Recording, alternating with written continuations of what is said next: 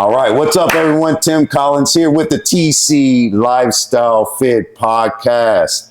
We're here with Mr. PJ Lansing, tactical expert, the man, no myth, all legend. How are you doing today, brother? Good. How are you? I'm doing fantastic. Now, before we get into our the bulk of our conversation today, can you let everyone know who you are? How did you get started in the tactical force? Sure. So I'm a SWAT operator for an agency, and also the lead use of force instructor and the assistant range master for an agency. Actually, my background, I grew up a small town farm kid, worked on a feed mill, grew up, was lucky enough to play some college football and rugby. And then from there, I actually worked in education. I used to be a high school athletic director, a teacher, and a coach. Sports have always been a big part of my life. And I grew up, my parents instilled some values and, give more back to the world than you take from it. And as a teacher, I loved what I was doing, but I wanted to stay active. I felt I could give more. And married a very smart woman. She took her medical residency out in Denver, Colorado, and that's when I transitioned to law enforcement. Became a cop in the Denver Metro for about 4 years, moved back here closer to family, and that's kind of what led me down the road to law enforcement. And then just through some hard work and some good training and some good support and peers, I was able to get into the tactical world and become a SWAT operator. Well, how do you personally define hard work? What does that mean to you exactly? Growing up, as a kid, I guess, for me, hard work is, first thing I think of is like physical labor, right? And then that transfers exactly into, what I do right now. For part of the reason I love my job and I like doing it is it benefits me to stay in shape. And being an athlete, that's a big part of my life and always has been. So it's kind of like that added bonus where I get to tie in something I enjoy. But that hard work is, push probably didn't benefit me a lot because I ended up with a lot of surgeries from different injuries, but I would push it till it breaks and then you reset and then you push your limits again. I guess is the best way I can explain hard work for me. Yeah, Kobe Bryant, he always said what he used to say, rest in heaven to, the greatest of all time. Yeah. He said, rest at the end, not in the middle. Sure. And to me, that concept means whatever you do, follow through, give your best effort. But, in life, there really is no finish line. And you need to take advantage of opportunities to restore, recover, rest your mind, rest your body so you can get back out into the field and give your best effort. What are some of your perspectives on rest, recovery, and just overcoming obstacles in general so you can operate at a high level? Sure. So you bring up a good point as far as like that pushing your limits and the fitness. So we do what's called the PFQ for our SWAT standards. It's a physical fitness qualification. It's very CrossFit based. But what does PFQ mean? Physical fitness qualification. Just an acronym for it. You bet. Oh, physical fitness. You can find it on the National Tactical Officers Association website. It's a standardized test that a lot of SWAT agencies and law enforcement have picked up. But it's very functional. It relates very much to what we do as far as running distances, push-ups, squats, things like that. So I guess the reason I tie that in is I'm 45 years old now. I am not the young pup I used to. Body's tape. At this point, I'm probably held together more by like duct tape and ibuprofen than anything. But look at that, man. Look at those biceps. Look at those guns. I don't know, but I understand. I understand that concept you're expanding on. But working through that as a 45-year-old on the team, I'm still competitive, and you just, if mentally you can focus and have the ability to go to a dark place, it sounds weird. You can push through a lot of that stuff, and the other tie-in for, I guess, the physical fitness aspect and the mental aspect, if I could make a shirt, I would write, train angry, live happy, right? I know my wife will tell you I'm crabby if I miss a couple workouts during the week, and that's my venting process, the ability to throw on some music and go take your aggression out on some weights, and then it leads to a healthier lifestyle for me anyway. I love that concept. Train angry, live happy. Yeah. You think about anything meaningful in life, like Dr. Jordan Peterson says, you have to be a bull. You have to be aggressive. You have to attack, but you still need the capacity to approach those aspects of your life gracefully. Sure. What have you learned, in sports that helped you expand on that concept as a husband, as a family man, as a tactical expert?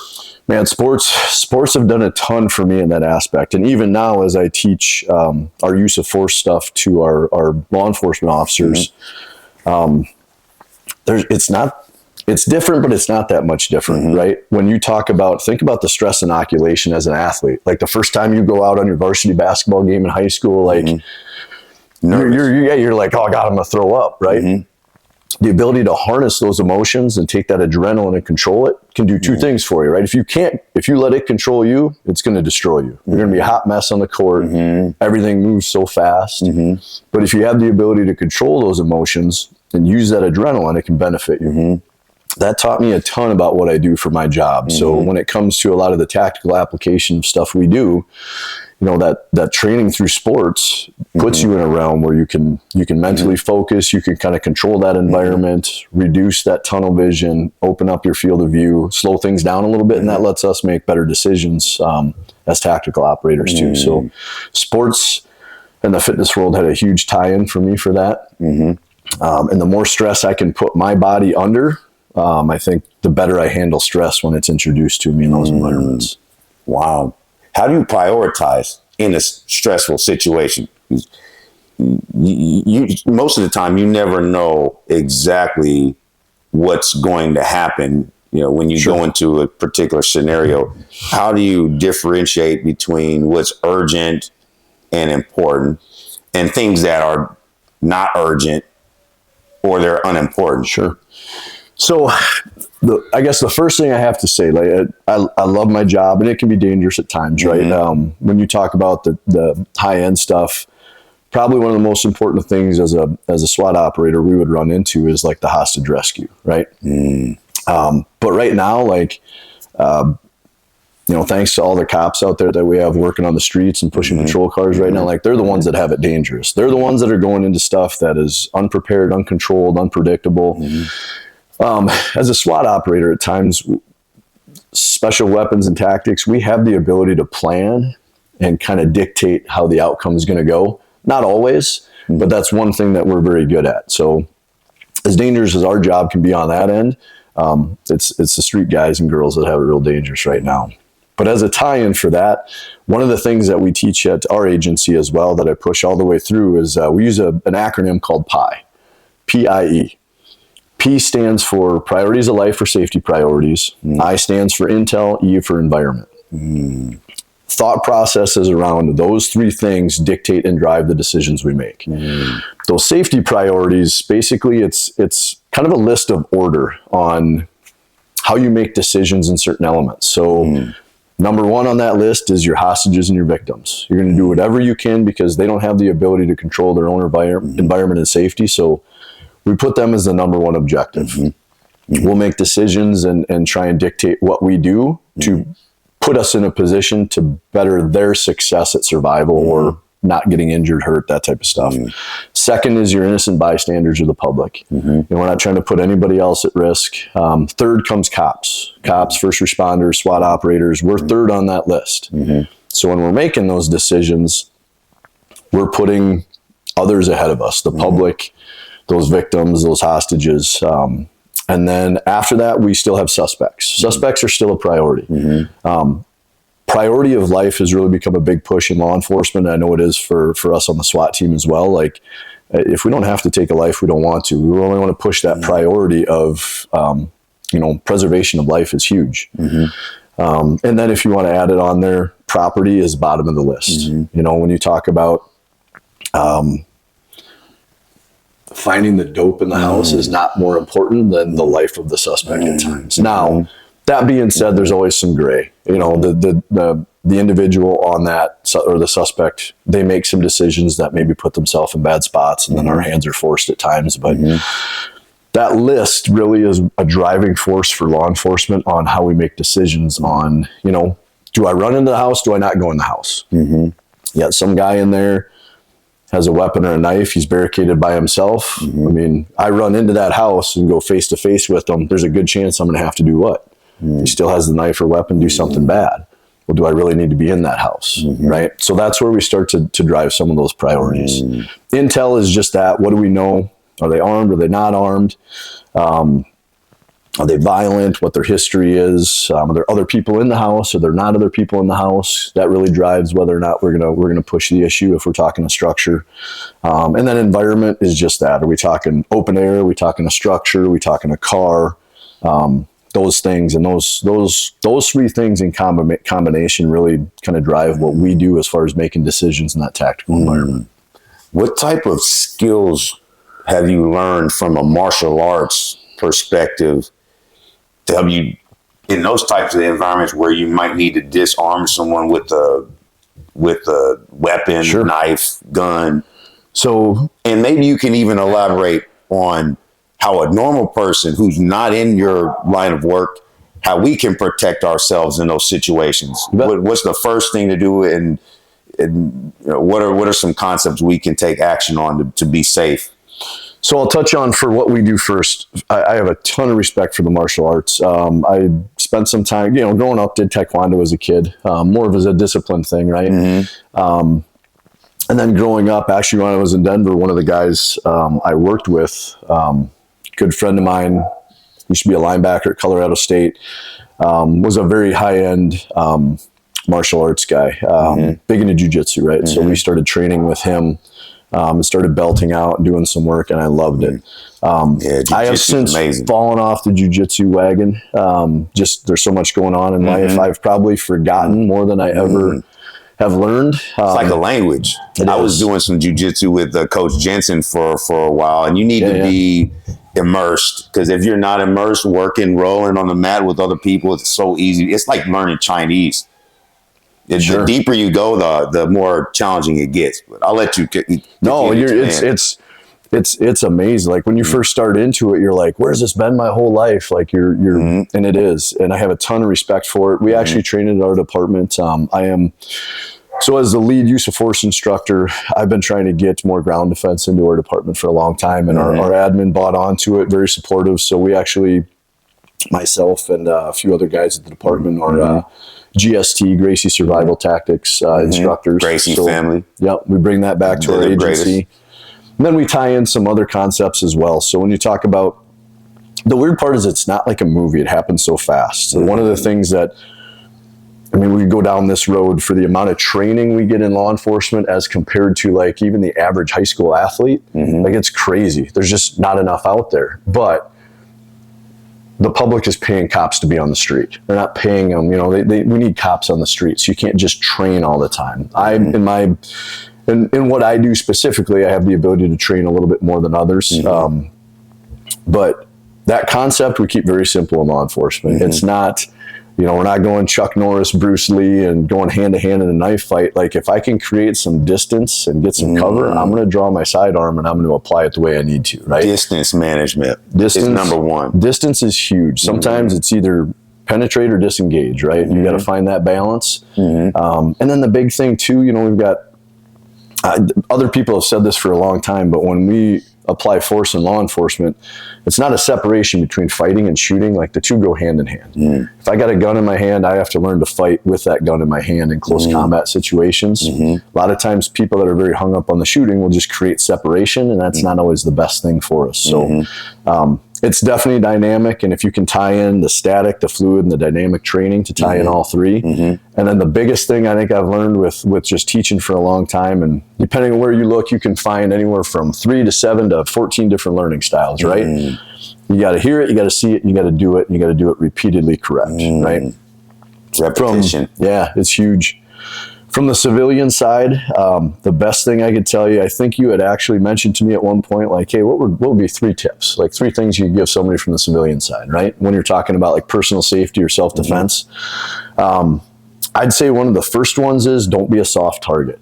You know, you talk structure, soft target, hard target, same thing with people. And I'm not saying like, you know, just fat or not fat, nothing like that, right? I'm just saying, like, do something you enjoy, put yourself under some stress. Because I've even seen from law enforcement, like, the meaner you look, but the nicer you are, like, it goes a long ways with communication with people, right? But as soon as, like, if you look like you shouldn't be messed with, most people leave you alone. If you're a hard target, they're not going to come pick a fight with you, right? If you're pushing some soft meat down the street, like that opens up that, right? So the second one is be aware of your surroundings, right? And that's a huge one. I teach our civilians at our agency as well that work in our building.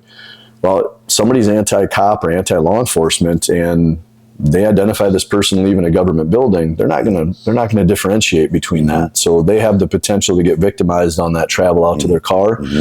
So I say, be aware of your surroundings. Don't bury your nose in your phone. Communicate with somebody, have some routine. So if you go missing or something happens, somebody's making some phone calls, unlock your car before you get to it, park in a lit area. Like, just be aware of your surroundings. Know what's going on if somebody's following you, things like that. And then the third is, if it happens and you got to protect yourself, you got to go to a dark place. Like, you're in it. Like, you are in it. There's no halfsies. It's, be damned, you get hurt, you get stabbed, you're in it until you physically can't function anymore, and that gives you the best chance for survival. There's no half in, half out. So, wow. So don't be a target. Yeah. Be aware of your surroundings and maximize what you have in those situations from a mental and a physical perspective. And that, when you mentioned be aware of your surroundings, my wife, she's from Harlem, New York. Okay. So she's very aware of everything that is around her. And I remember my first time going to New York, she would just give me red flags like everywhere. Like, don't do this, Tisha. And I'm like, wow. But growing up in that environment, being a young teenage girl, you become very aware of everything, from a peripheral and a foveal perspective to keep yourself safe. Now let's talk about nutrition, biochemistry. How important is it to fuel your body, not just for the gym, but for life in your line of work? No, it's, I grew up just eating meat and potatoes, right? Meat and potatoes, vegetables, right? I can eat that right now. Yeah, that's how I grew up, right? And my kids, you ask them what their favorite meal is: chicken breast, steamed broccoli, and, probably a sweet potato, right? And that's just how I grew up. Now I started cheating a little bit more, right? Like, it's hard as you're going to, 3 kids. Maybe you're treating moving. yourself. Yeah, everything's moving. Maybe you're treating yourself. That's what it not feels a cheat like. meal, Yeah. it's a treat meal. Treat meal. But it's, the routine is the biggest thing, right? Once you start to break off that routine, you start to see the slow downfall, right? And then you've seen it too. I see a lot of people, and I get some questions just because I like to engage with people, I like to talk to people, and it's what do you do for your workouts? What do you do for and it's like, it's not really my workouts. It's not that, like, that's the easy part. Like, I enjoy that part. It's, managing water intake, food, taking in enough calories, but making sure they're balanced, providing yourself enough energy at the end of the day. For me, I'm pretty consistent on meals because I never know when we're going to have a call out and I'm not going to get a meal for a while, right? And those, grimy snack bars we keep on the SWAT bus only get you so far. So, and then having 3 kids too, I want to make sure that they grow up with a good example of what it is for, prepping food, meal consumption, stuff like that. And my wife's awesome about it too. She's better at prepping meals than I am. She's a way better cook than I am. If I can throw it on a smoker or a grill, I'm good. Otherwise, I don't get too fancy on it. So then the hardest part is sometimes for training, I travel a lot, and man, trying to find a consistent, I hate to say, like, I love Chipotle, but you can only eat there so many times in a week, and trying to find balanced meals on the road. And I mean, there's a ton of professionals that are out there that probably travel way more than I do. And that's got to be tough to try and find consistent, healthy meals while you're on the fly like that. So what's your best advice you could give someone who's right now in the early stages of their fitness journey? What should they do to maintain motivation with their exercise program and developing new nutritional habits. Was one thing in each area. It's like it's on a basic fundamental level. These people are beginners and they're just getting started with something new. I would say on the fitness stuff, it's balance. And what I mean by balance is you have to find things you enjoy doing in the gym that are going to make you go there, but you got to mix it in with the stuff that you don't want to do, but that you have to do, right? So many times people will, they'll go do stuff that it benefits them, but they hate doing it. They're done with it 3 months later, right? And then they're just back on the cycle again of, I'm away from the gym or fitness for 3 months, then I'm back on it for 3 months, and it's like ice skating uphill, right? So I think that balance, like you really got to find stuff that you enjoy. I do the same thing when I go to the gym. Like I'm 10 knee surgeries deep at this point, right?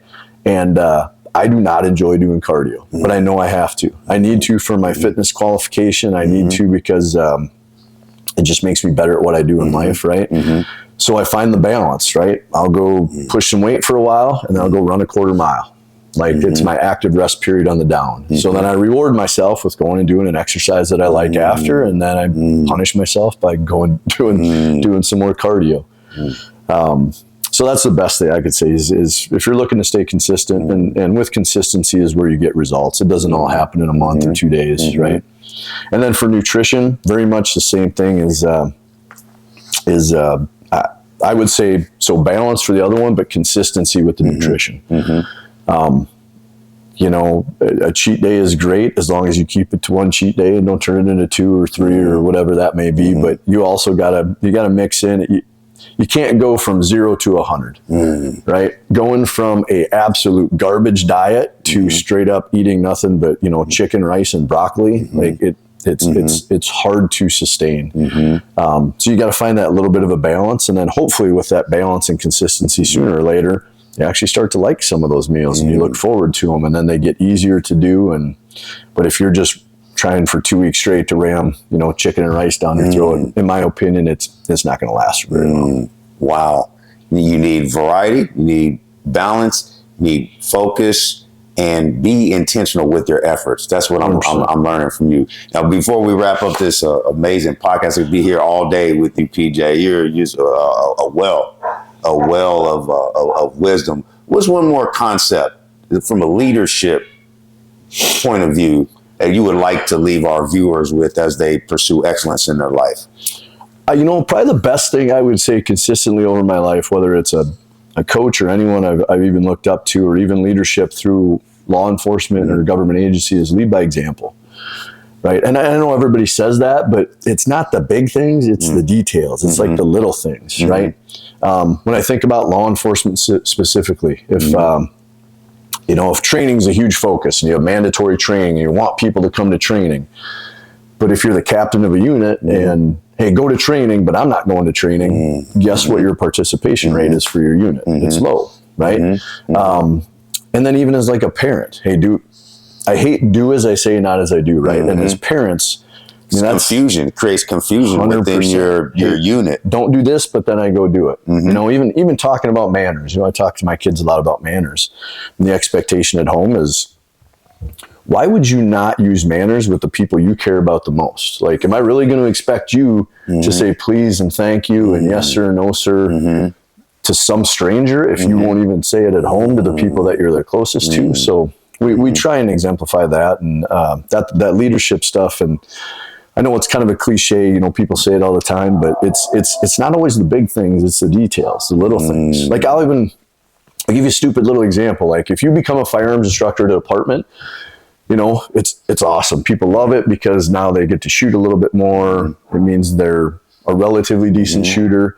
But I've seen certain people that are like, they're with their group or their team and they're training and they're now a firearms instructor, and it's time to pick up the brass, like the casings on the range. And they kick back and they're like, nah, man, I'm a firearms instructor now. I don't have to do that stuff. That's the opposite, right? Like for me, I just had a military guy, one of the guys on the SWAT team the other day, do it. And I know I've always done it as long as I have a chance to do it. I didn't have to say a word. He's out there picking up brass with the rest of the group, and he's one of our firearms instructors. And I'm like, that's awesome, man. Like, believe it or not, now the next time you tell them to do something they don't want to do, they're going to be like, you know what? That guy's out there picking brass up with us. I'll do that. So the little stuff, the details, and I think that can lead to somebody moving into a leadership role very easily. And that's what I look for in a leader. I love that. It makes me think about the All Blacks, the New Zealand rugby team. They have this concept called sweep the sheds. You think, you know, the rookies and the newer guys coming into the program, they're going to be picking up all the jerseys and cleaning up the field and all that. No, it's the veterans who get out there and do all the undesirable work. And what sweep the sheds means is never be too big to do the small things that need to get done. You bet. That's amazing. Well, PJ, you've been a well of wisdom. We thank you for being on our podcast today. And everyone out there on social media, make sure you like this video, you share this video, subscribe to our TC Lifestyle Fit podcast. You have any more word of wisdom for our viewers? I'm all out of wisdom, man. Thanks for having me, though. It's been an honor. I appreciate it. All right. In the meantime, flex those muscles, get big like Mr. PJ. We love you all. Thank you for tuning in.